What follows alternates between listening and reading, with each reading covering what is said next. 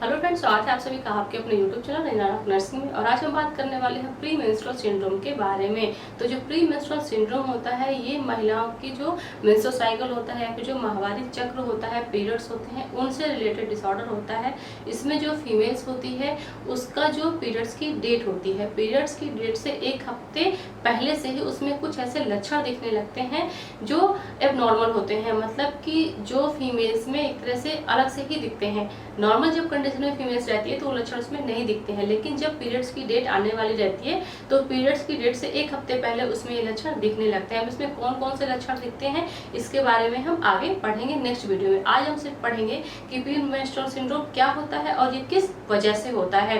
तो जैसे अगर हम बात करें प्री मेंस्ट्रुअल सिंड्रोम की, तो यहाँ पे वर्ड दिया है प्री मेंस्ट्रुअल। तो मेंस्ट्रुअल के पहले प्री वर्ड लगा है, मतलब कि मेंसेस के स्टार्ट होने से पहले जो लक्षण दिखते हैं वही होते हैं प्री मेंस्ट्रुअल डिसऑर्डर। और ये जो लक्षण होते हैं या फिर ये जो दिक्कतें होती हैं, ये जैसे ही मेंसेस खत्म होते हैं वैसे ही लक्षण भी खत्म हो जाते हैं। मतलब पीरियड्स के आने से एक हफ्ते पहले ये लक्षण फीमेल्स में आते हैं और जैसे पीरियड्स खत्म होता है वैसे ही लक्षण भी खत्म हो जाते हैं। तो ये फीमेल्स में हर महीने ऐसा होता है, किन्हीं किन्हीं फीमेल्स में ऐसा होता है। सभी फीमेल्स में ये लक्षण नहीं दिखते हैं, लेकिन किन्हीं किन्हीं फीमेल्स में ये लक्षण देखने को मिलते हैं।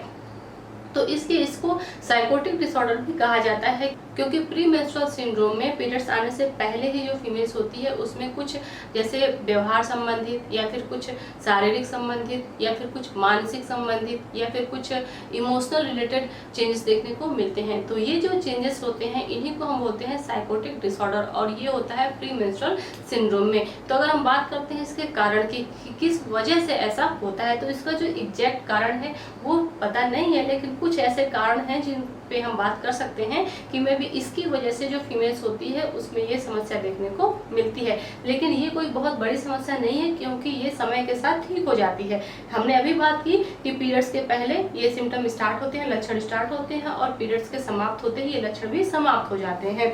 तो ये किस वजह से होते हैं? मेनली ये होते हैं हार्मोनल चेंजेस की वजह से। तो अगर हम देखें इसके कारण, अगर हम इसके कारण देखें तो फर्स्ट है इसमें increase level of oestrogen during luteal phase.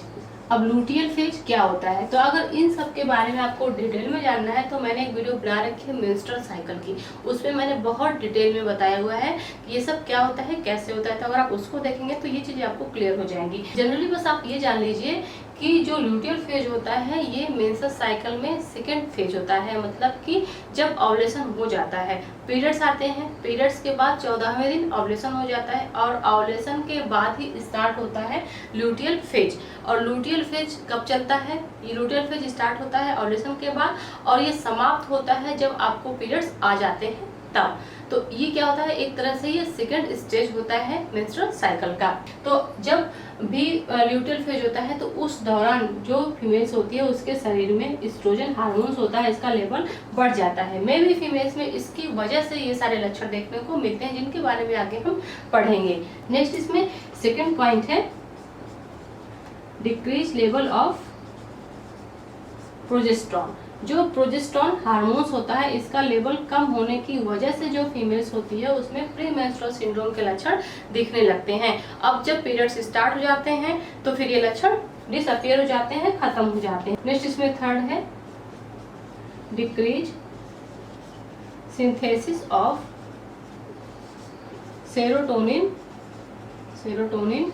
Neurotransmitter.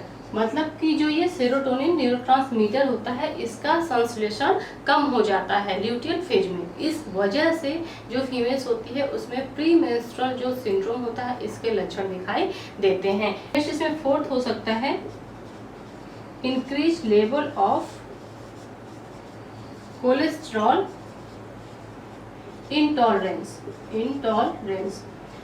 मतलब कि जब लूटियल फेज होता है उस दौरान जो कोलेस्ट्रॉल इंटॉलरेंस है, अगर इसका लेवल बढ़ जा रहा है, कोलेस्ट्रॉल का लेवल बढ़ जा रहा है, तो इसकी वजह से भी जो प्री मेंस्ट्रुअल सिंड्रोम में लक्षण होते हैं वो फीमेल्स में दिखाई देने लगते हैं। ये भी इसका कारण हो सकता है। नेक्स्ट फिफ्थ है इसमें vitamin B6 deficiency. Vitamin B6 का मतलब है कि पायरिडॉक्सिन। विटामिन B6 को पायरिडॉक्सिन के नाम से जानते हैं। तो अगर इसकी कमी हो जाती है तो इसकी वजह से भी प्री मेंस्ट्रुअल सिंड्रोम फीमेल्स में दिखाई देता है, उसके लक्षण दिखाई देते हैं। इसके अलावा और भी इसके कारण है, जैसे इंडोफिन्स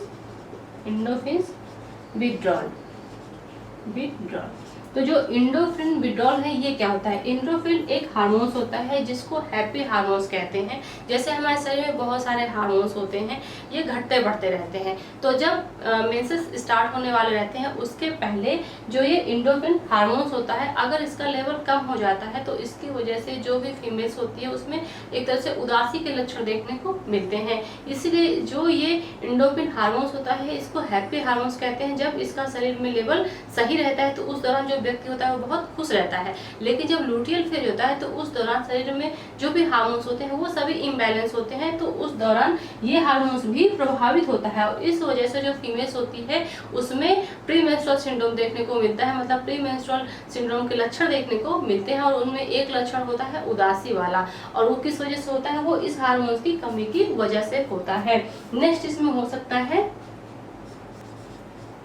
साइकोटिक रीजन, मतलब कि कुछ ऐसे मनोवैज्ञानिक कारण भी हैं जिनकी वजह से जो फीमेल्स होती है उसमें प्री मेंस्ट्रुअल सिंड्रोम के लक्षण देखने को मिलते हैं। तो ये कुछ कारण हैं जो रिस्पॉन्सिबल होते हैं फीमेल्स में प्री मेंस्ट्रुअल सिंड्रोम के लिए। मतलब जैसे ही फीमेल्स के पीरियड्स का दिन आता है तो उस दिन से पहले, उस दिन से लगभग एक हफ्ते पहले से ही जो महिला होती है उसमें जो भी एबनॉर्मल लक्षण स्टार्ट होते हैं उन्हीं को हम प्री मेंस्ट्रुअल सिंड्रोम कहते हैं। अब अगर हम बात करें इसके लक्षण की कि कौन से लक्षण उसमें होते हैं तो इसके बारे में हम देखेंगे, लेकिन अपने नेक्स्ट वीडियो में। आज के लिए बस इतना ही, तो मिलते हैं अगले वीडियो में, तब तक के लिए थैंक यू सो मच।